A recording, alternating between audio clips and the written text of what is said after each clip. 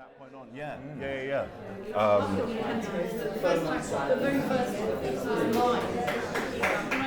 Right, are we good to go? Well, hello everybody, and welcome to the Beanie. And it's nice to see a few faces that I've seen in here before, and it's nice to see a few faces that we haven't seen in before. It's a very different group that we had for the last session that we had this afternoon. So we're with Kaz Holmes, who's a textile artist, and it was very nearly everybody was a lady who was actually in the audience for that session. For this, it's got a very different feel to it, which is great. I'm Rob Smith. I'm going to be having a chat with Joel, obviously, for the next half hour, 40 minutes or so. There's no real kind of housekeeping stuff we need to worry about. If there's a fire alarm goes off, it is for real, so follow me. I'll be making a dash for it. And the catalogues, obviously, it would be brilliant if you could support the work that Natalie, so Natalie Boneggs is the lady standing up behind us here who's doing the filming. She is the person who's created the Storytellers exhibition and has brought all these extraordinary artists together. And so a little bit of support for the project and buying one of the catalogues would be an amazing thing. If you could do that, would be great. And also, if you do buy a catalogue, then I think there's a Sharpie knocking around somewhere that I think Natalie's persuading Joel he might sign a copy for you. So Joel, I want to, we're going to have a ramble, as I say, for a good sort of half hour, 40 minutes or so. There's going to be an opportunity for you to ask questions as well at the end, so we can be quite interactive about it. What I want to do is kind of start off with talking about the artwork that you've created for this exhibition, but then hopefully we'll dig into a little bit about who you are, what you do, what motivates you, what you think about art as well. So I'm hoping it's going to be an interesting conversation. We had a good chat on the phone for about an hour and a half the other evening, and that flew by. So yeah. I'm hopeful.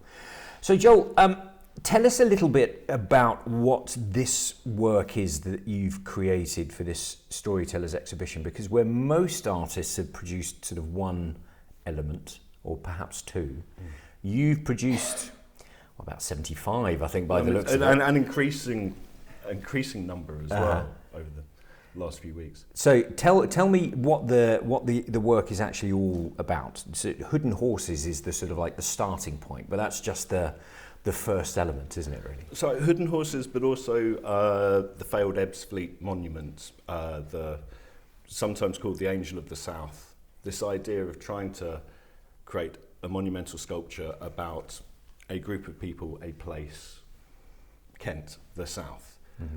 I think we struggle sometimes with identity here. The Angel of the North feels very concise, it feels very iconic. The fact that our angel never quite happened. I think Brexit perhaps was a catalyst for some of the conversations I wanted to have about national, regional identity, and looking about what the possibilities of the narratives of that identity could be. Mm-hmm. That was the starting point, but it spiraled into lots of research and finding lots of things that I didn't know about my home county. So sort of went on from there. So it's been a journey for you. It's definitely been a journey. I've learned a lot of things I had no idea about before. So is it 18 months or so ago that you were first contacted about? I think so. I mean, Natalie contacted me and said, would you like to be in a show? It's called Storytellers and it's going to be in Kent. And that was sort of like a red rag to a bull. And I've sort of run with it.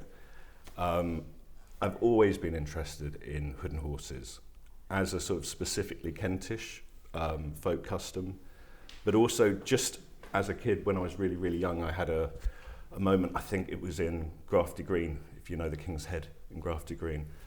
In the car park there, I encountered a Hood and Horse. I would have been about 5. And it came down, it snapped at me. And I put a coin in its mouth and I was terrified, but I was sort of excited and fascinated. And at the point where it took the money from my hand, it raised up and it probably only raised up to about 8 foot or something. But for a 5-year-old, that's a very sort of, the people who were performing that Hood and Horse would have been from, I suppose, the sort of 60s, the era that they grew up in. So I just want a quick straw poll. How many of you in here know what a Hood and Horse is?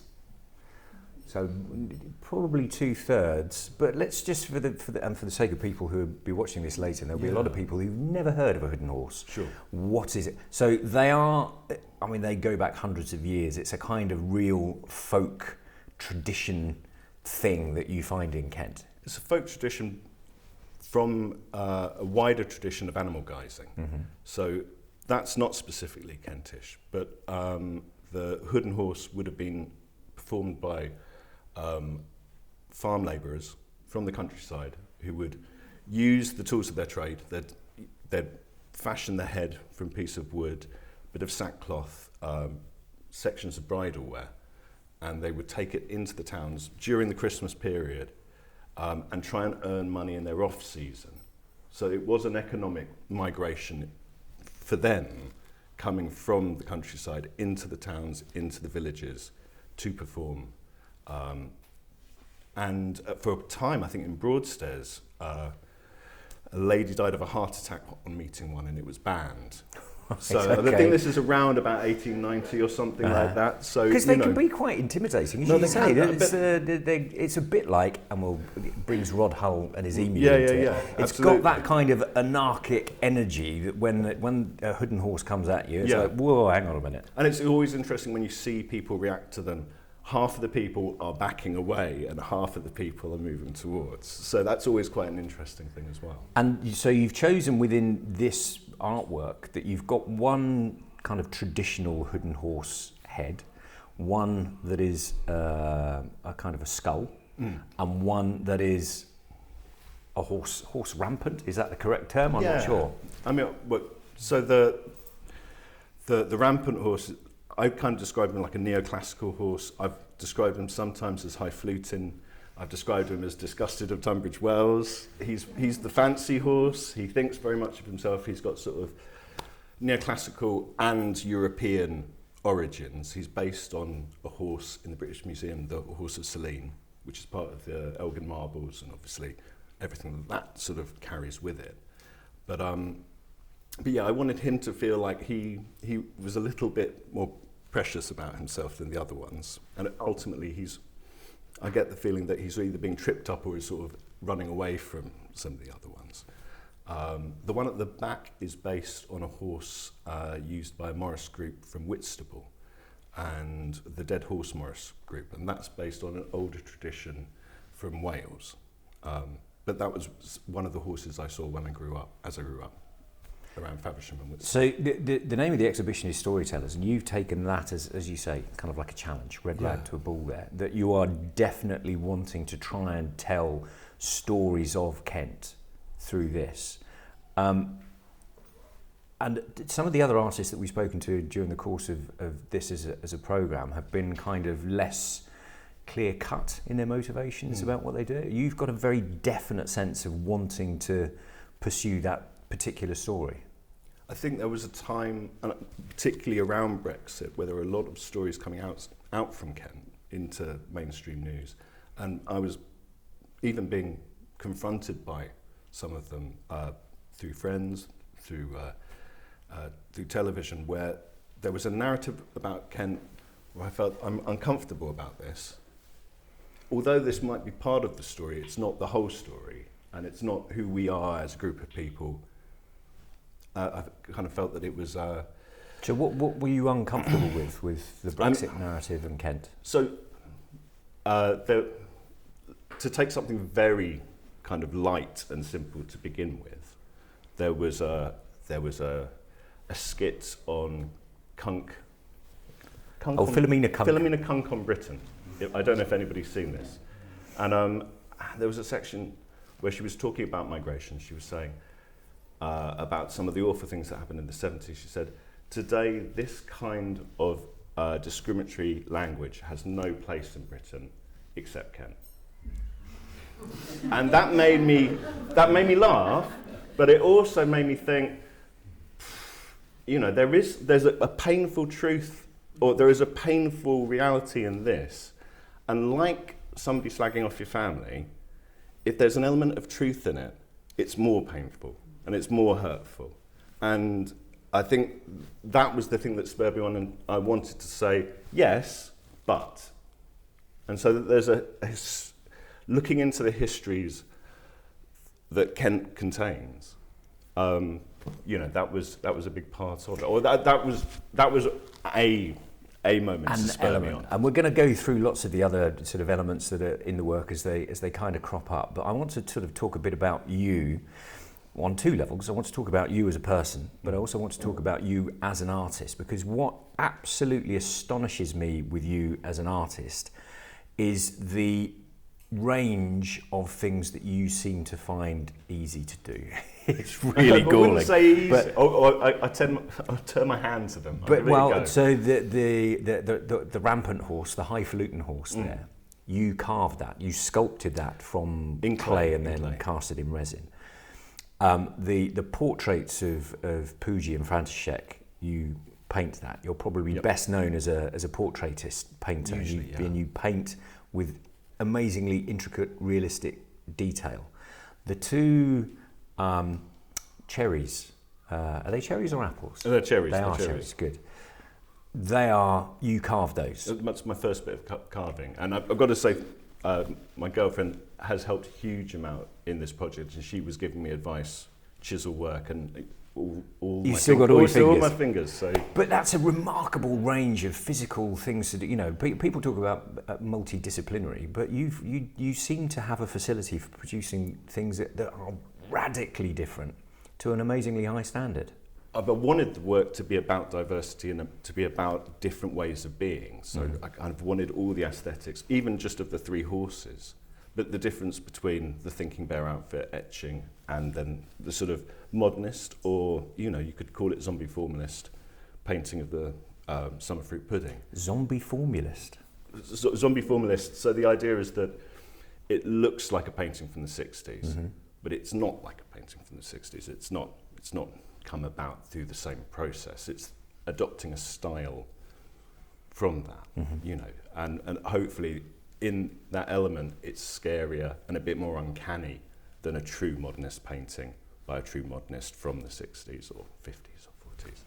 So because lots of artists try and push to find their own style, find their voice, however you want to phrase it, and you seem to deliberately push against that by doing completely different things all the time. Is that conscious or unconscious?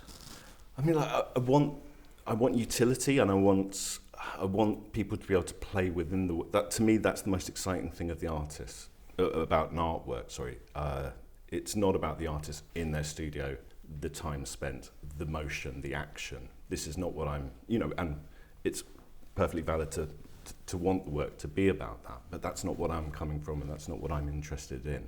I'm interested in the work going off into the world and people being able to play with it, use it, rethink things, and actually connect stuff together. And actually, with a piece like this, where you involve other artists as well, have a conversation, have a discussion about stuff.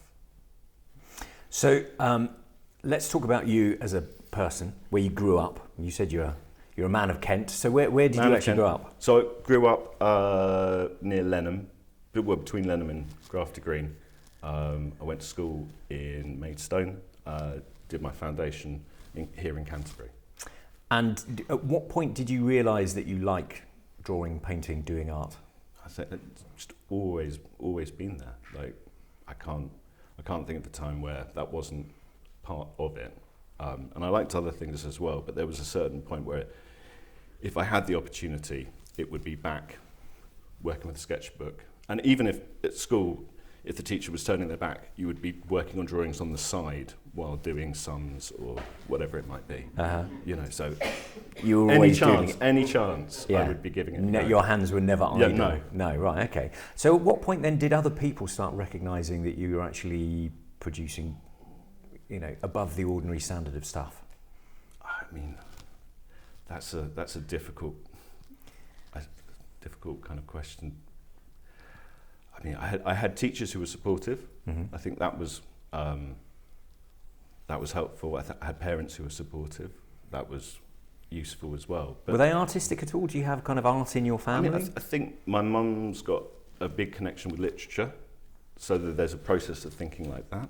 My dad was involved in graphics and printing, and so there was an aesthetic that would come through. But I don't think either of them were sort of fine art world, you know, they weren't bohemian fine art types who were sort of, this is what it's all about. Mm-hmm. It was, there was definitely encouraged to do something which would earn me money, which may have been more sensible, I'm not sure.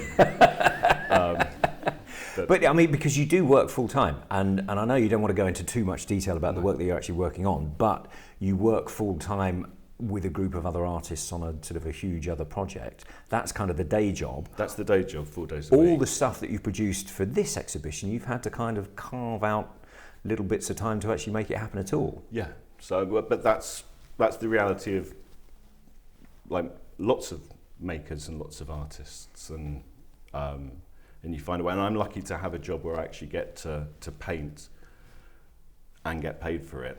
I take on commissions as well. That's another string to the bow. But a work like this is really my passion, or where I come from. So what's the element that kind of lights you up then? If we look at some of your the painting, the portraits, for instance, and if I was having a good rummage around your website the other day, and there are sort of 2 or 3 different elements that kind of really stand out. One is you have it's kind of the header on your website, which is your head on a kind of a flat table with a cabbage and various other brassicas, all painted in very, very intricate detail. That particular piece is incredibly personal to you because of the time when you created it. So talk me through that, what that piece actually means to you. So I mean it was made during COVID, the period of COVID, where I think I should probably sort of say the title is Self-Portrait as Still Life with Slide Sheet. And so I felt like we were all experiencing a sense of sort of confinement, and our lives had sort of quietened down and become like a still life. During the period I was sort of conceiving it, you had a number of things going on. The housing crisis was going on and had been going on for years, which has been a struggle for lots of people. The cost of living crisis starts happening, COVID.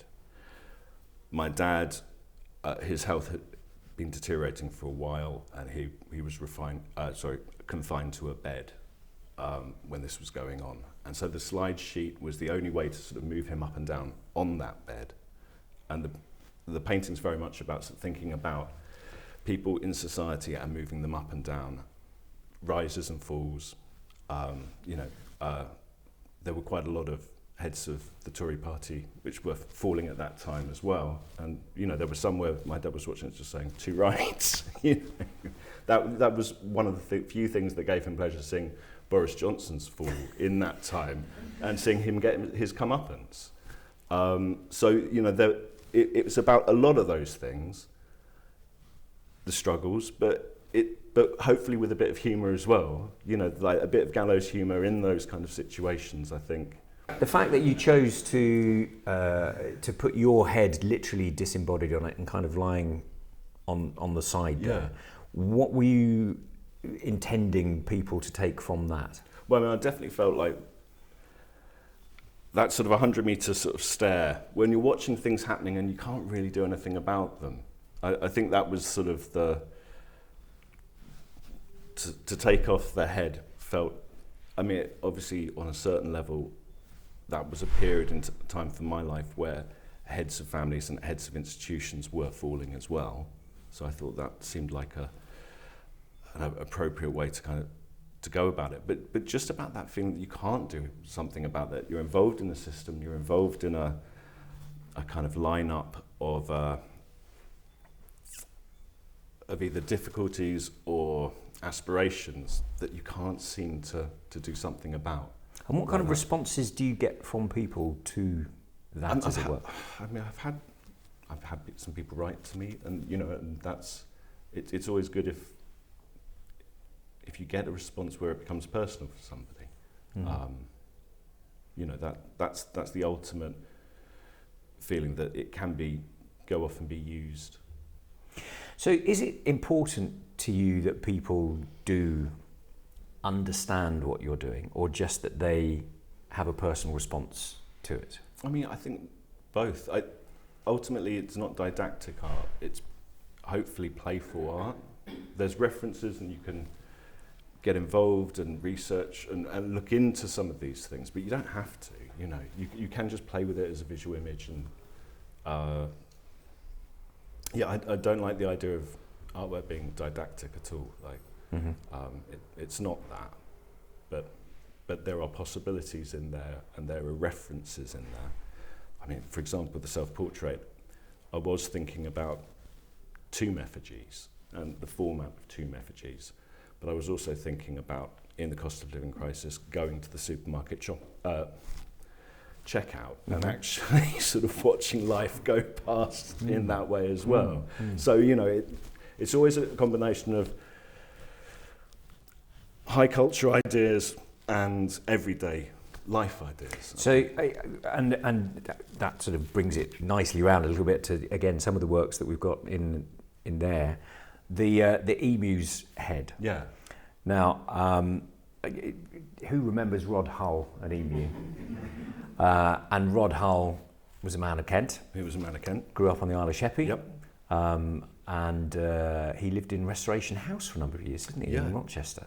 Emigrated to Australia, got it, worked up, I think doing electrical work, got his big break on TV, returned, was in Hollywood, was in LA doing talk shows, and he reached this incredible height, and Restoration House, but then this kind of really sad fall. And I kind of felt like if I'm interested in these sort of, they're kind of classical in some ways. They are kind of like Greek myths, that the rise and fall of somebody like Rod Hull, and also just nostalgia with something. But and that's the thing, isn't it? That as an object, because I have to say, when I first saw it, it just made me laugh. Yeah, good. No, I mean, no, that's good. And that you chose because it's cast in bronze. It's a bronze piece. Yeah. I wanted it to feel a bit like something you'd find in the British Museum. I don't think people remember, or we don't want to sort of give status to these kind of 70s, slapstick, vaudeville, the kind of things that Rod Hull embodied and made his money from. You know, certainly in the art world, we feel that they're a bit lowbrow. Yeah, a bit lowbrow. But actually, he had a talent, and to become somebody who was in the media and in film and stuff like that, he didn't have the face for it. He didn't have the voice for it. If you listen to some footage from him, he's got the most Kentish voice you could ever. Hello, gang! There's this real quality to him that feels like people I grew up with. And I wanted it to be a celebration, but also just actually, just a little bit of a remembrance for him. So can good art be funny? Yeah, definitely. I mean, Frank Zappa, definitely. Yeah, without a doubt. Of course. But you also, I think, when we talked about Philomena Kunk, you can talk about some serious things through comedy as well, and I think that's important.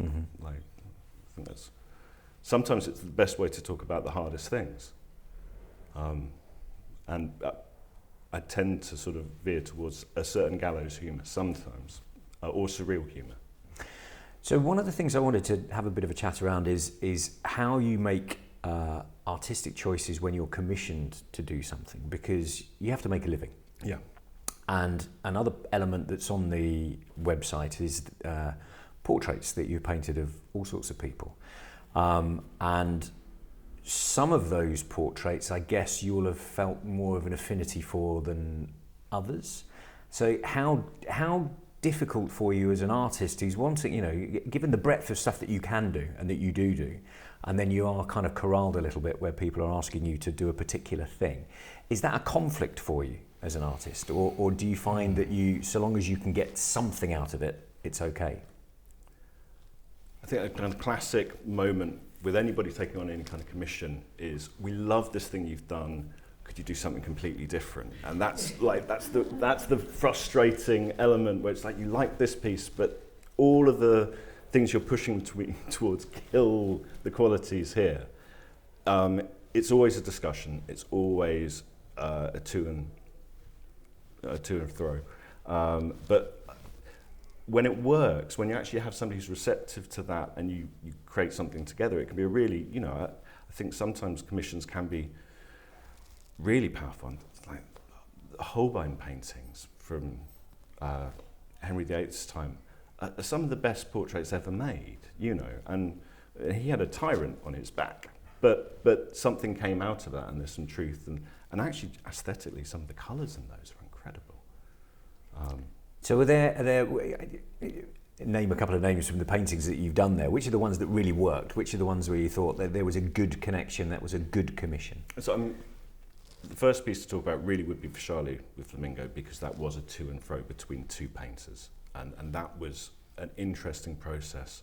We decided the elements together, we decided the clothing together, and like a Game of Consequences or Exquisite Corpse, I painted a lot of that painting, and then she came and painted sections over that.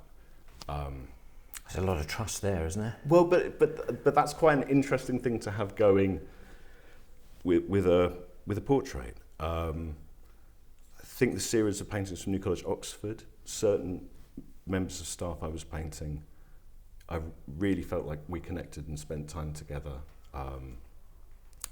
and that something that something happened, a discussion happened that created something that's not prescriptive. It's not, so like, when it works, it's great. So is there a kind of an ideal formula for a good commissioner then? Is it somebody who just says, like, here's some money, go and make me a thing, and whatever it is, I'll love it? Or do you need to have some rails to run on? I think you do want it to succeed on their personal terms as well as your artistic terms. Like that's definitely true. So I want some freedom. I quite like painting people who have either a comfortableness with performance or theatricality in some level. That definitely helps. It's a really difficult thing if somebody's very, very shy and nervous. Those kind of bits you can help along. But for example, in that series of paintings for New College, Oxford, the lady who was head of the archive used to be a ballerina, and she must have been in her 70s when I painted her, but she still had a certain poise to her, and she could still tell that she was doing that in those moments, that another person was incredibly uncomfortable, and it hopefully it doesn't dominate the painting, but it does come through. And make your mind up which ones those ones are. But so long as you can get to tell your truth in it, that's enough. Yeah, but I do want to do good by them as well. It's not. I do want them to feel comfortable in that process. That's important. It's not just about my practice and portraiture. It's about them, their story, their identity. That's important.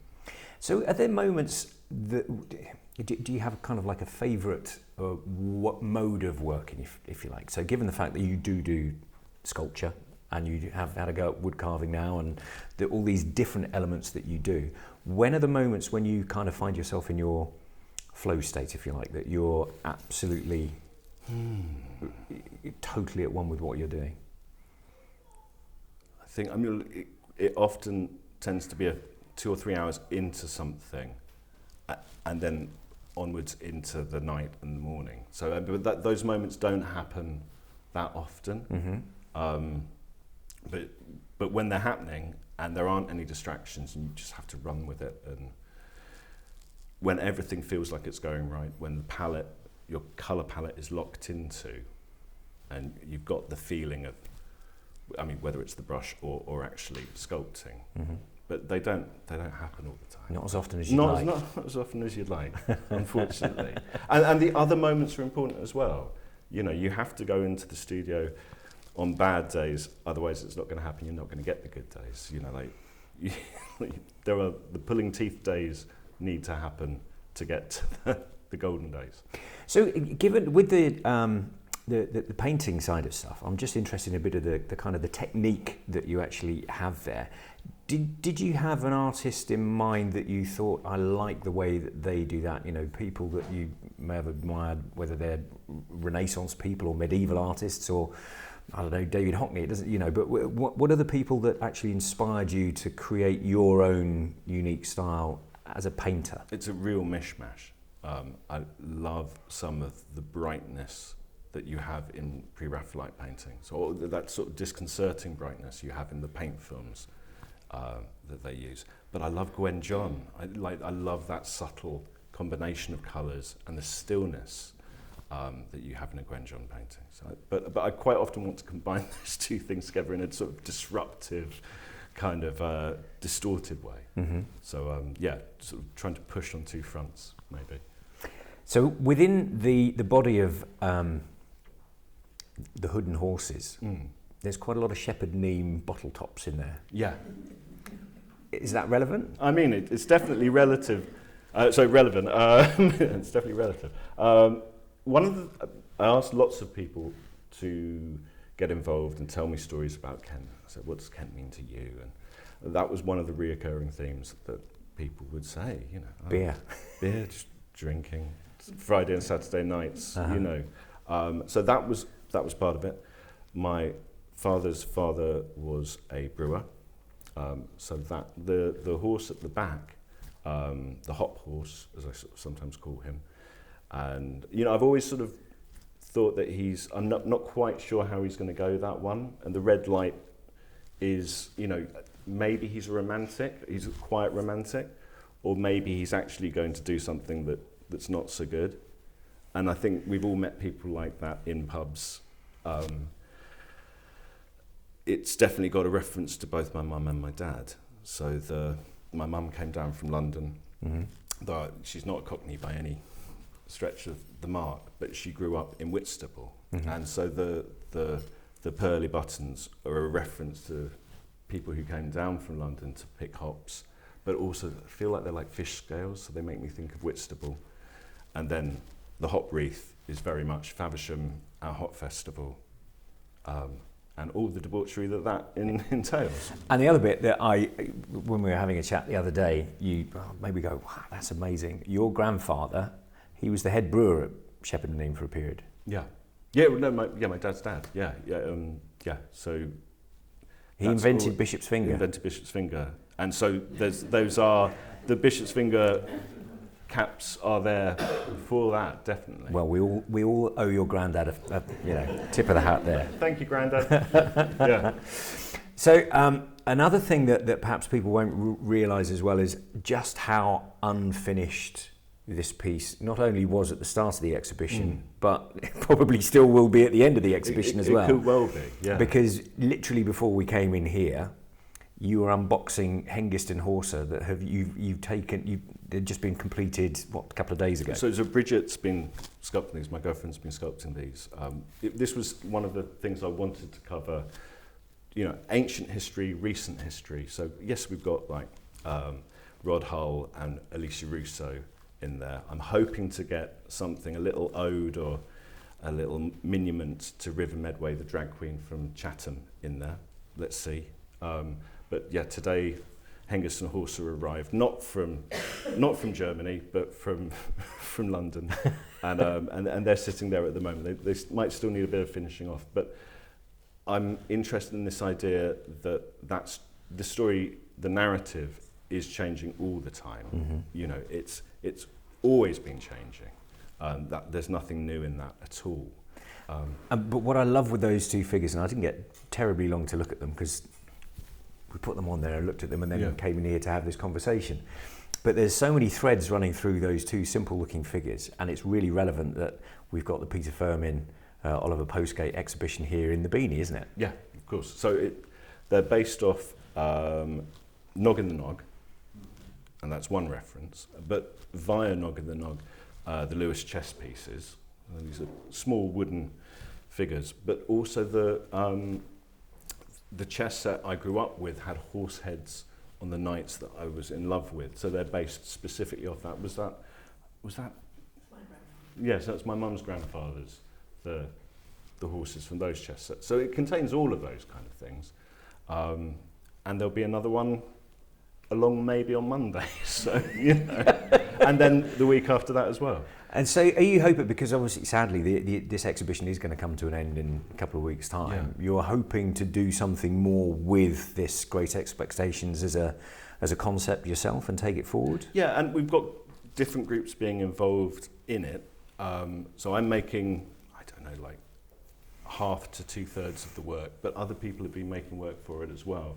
And I'm interested in hearing other people's stories to add to that so that it's an evolving, ongoing narrative. Like I don't think that piece is going to be finished when this show ends. Excellent, well that's good. So let's throw it open to the floor. Has anybody got some questions that they want to put to Joel directly? A very simple question about your portraiture, which is, you've been saying, it's incredibly detailed and gorgeous. Do you actually do about 83 sittings, or do you involve photography? The photography, I mean, I generally work from photographs. I like to do studies. If I'm doing a commission or a portrait, I'll generally have 2 days with somebody to actually sketch from life. But during that time, I'm taking photos as well, and I'm just trying to build up a resource that I can then go off and do the finished piece from. So full of life. I mean, because it's easy when you do that, they just flatten down, but obviously you're very talented. They're built up in layers. So. Yeah. And the photography element of it, how do you physically go about that? Do you kind of set up studio lighting and try and take a beautiful portrait photograph? Or try and get as many as possible. I think that's the big thing, because when it moves into painting, that's what's useful, actually having those moments, the unguarded moments, and painting from life's the same thing as well, that at certain points you'll be talking to somebody as you're painting them and their expression will change. You'll say, yes, we'll go back and put that in, that curve of the mouth or that lift of the eyebrow.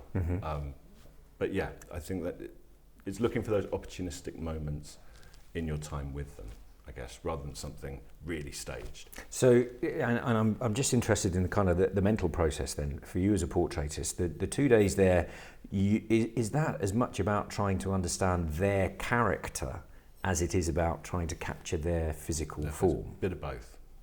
It's good to see, it's good to paint from life in 3D and get a sense of how their face moves and all of that. But in the studio, it's working from the study and the photos and a number of photos as well. So you hope that you've captured those like fleeting moments that are sort of like, oh, that genuinely says something about that person. And just getting a sense of them as well. Getting a sense of them when they're bored, getting a sense of them when they're being cheeky towards you. I mean, like, if you can get a bit of that cheekiness in, that's always great. You like to get some cheekiness. I like it. You know, I don't want any of my artworks to be that well behaved. I don't want them to be. I like them when they're like I don't know, like pets and children. If they're too well behaved, you know, we prefer the unruly ones, don't we? Generally.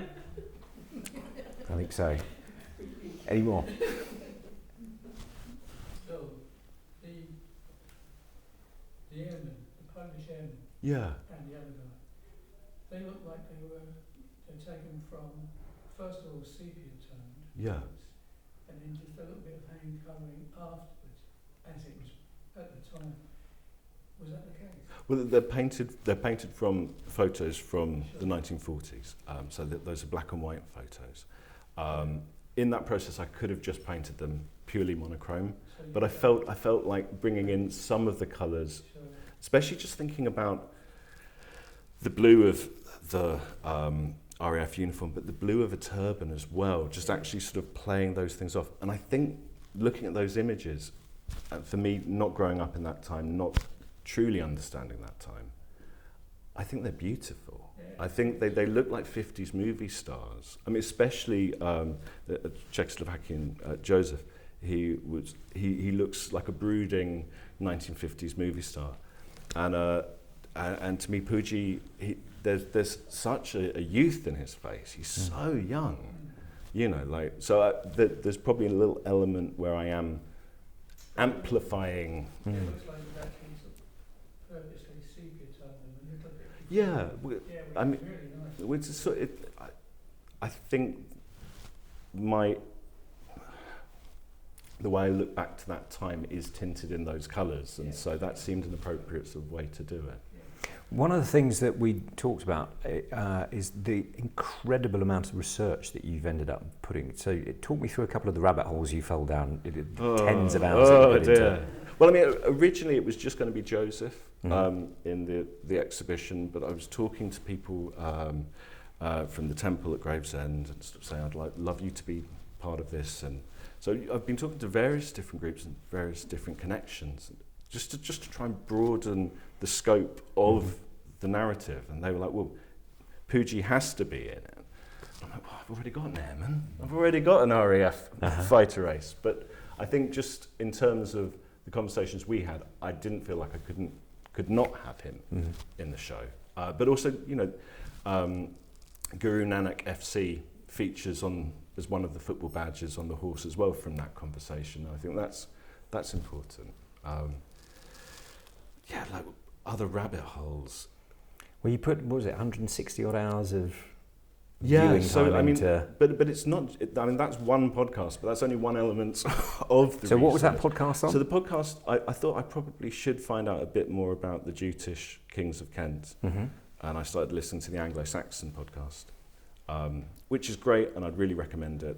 And it's only like 20 episodes of an hour, but it didn't stop there because I thought, well, it's moving along. And I definitely need to feature Wat Tyler's Rebellion. I've always been interested in Wat Tyler's Rebellion. It was never taught to me at school. While I was at school, the poll tax riots were going on. And so, you know, 2 poll taxes imposed 2 nightmarish riots. Don't do it. So I thought, let me see myself through to that point. I think I'm up to about episode 250 on that. They're each about an hour long. So, you know, it's... And that's but you mentioned the Jutish kings, yeah, and one of the hood and horses is cloaked in jute. Yeah. So like, it was never going to be canvas; it was going to be jutes for Kent. I mean, we could get onto gravel-kinned and modes of passing down wealth and all kinds of things. There's so much content there. Yes, and that's, you know, getting lost in history is like that. But I'd prefer it to be complicated than oversimplified and used for ulterior aims, which I think is what sometimes happens with narratives in history. Well, the title of this as an exhibition is Storytellers, and the more we talk to you, the more we realise how many stories there are gathered in that artwork there. There's hundreds and hundreds of them. Joel, it's been an absolute pleasure to have a conversation with you. Ladies and gentlemen, Joel Levy. Yeah. Thanks very much. Thanks very much.